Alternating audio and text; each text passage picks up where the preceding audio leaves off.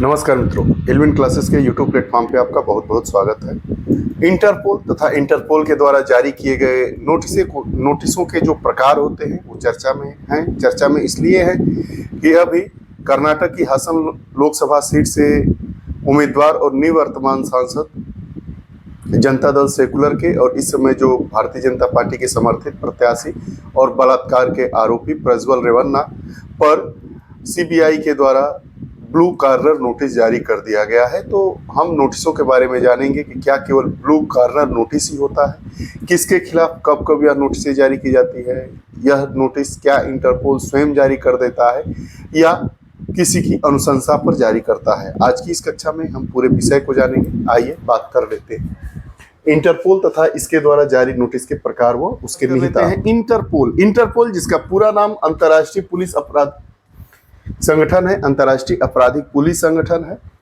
जिसका आदर्श वाक्य connecting police for a safer world स्थापना 1923 में हुआ था। जो इंटरपोल है वह पूर्व में कैसी संस्था था, किस नाम की संस्था से जाना जाता था?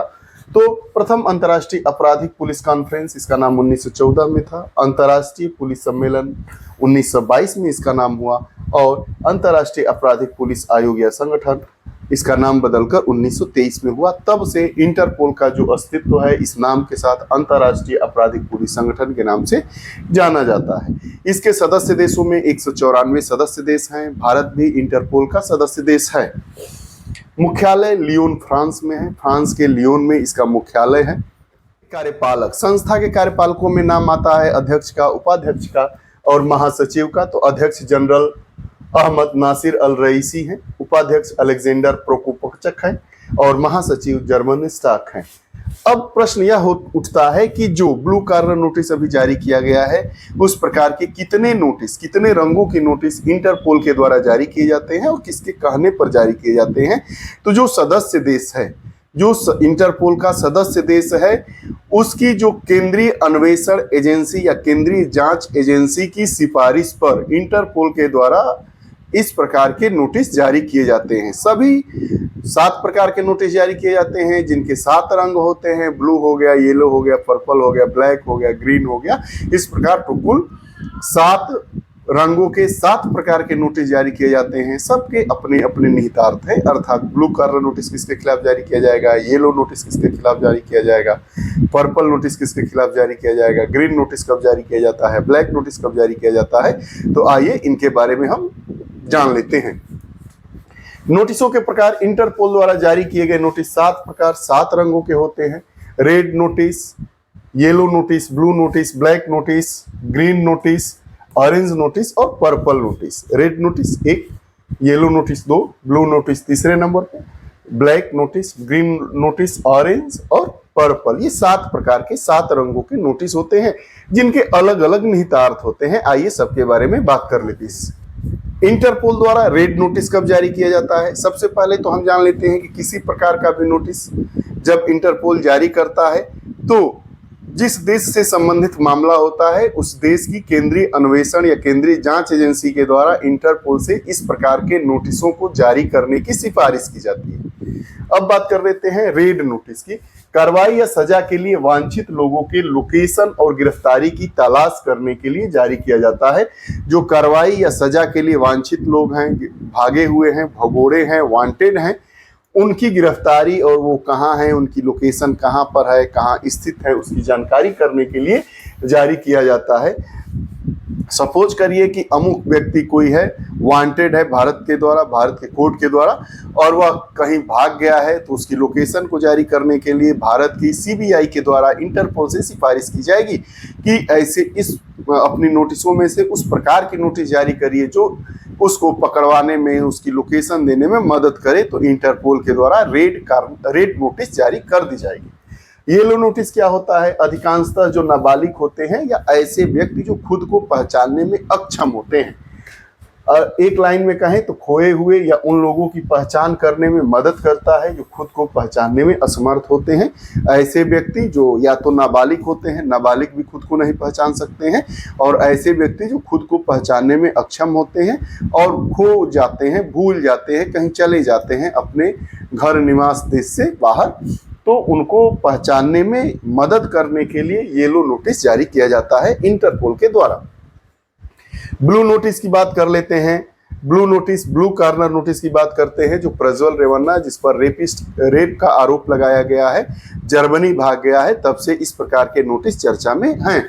तो ब्लू नोटिस आपराधिक जांच के लिए संबंध में किसी व्यक्ति की पहचान, स्थान या गतिविधियों के बारे में अतिरिक्त जानकारी इकट्ठा करने के लिए जारी किया जाता है। यह व्यक्ति आपराधिक जांच के संबंध में किसी व्यक्ति की पहचान हो जाए, उसका स्थान हो जाए, उसकी गतिविधि क्या है, कहाँ जा रहा है, कहाँ आ रहा है, उसके बारे में अतिरिक्त जानकारी इकट्ठा करने के लिए जारी किया जाता है।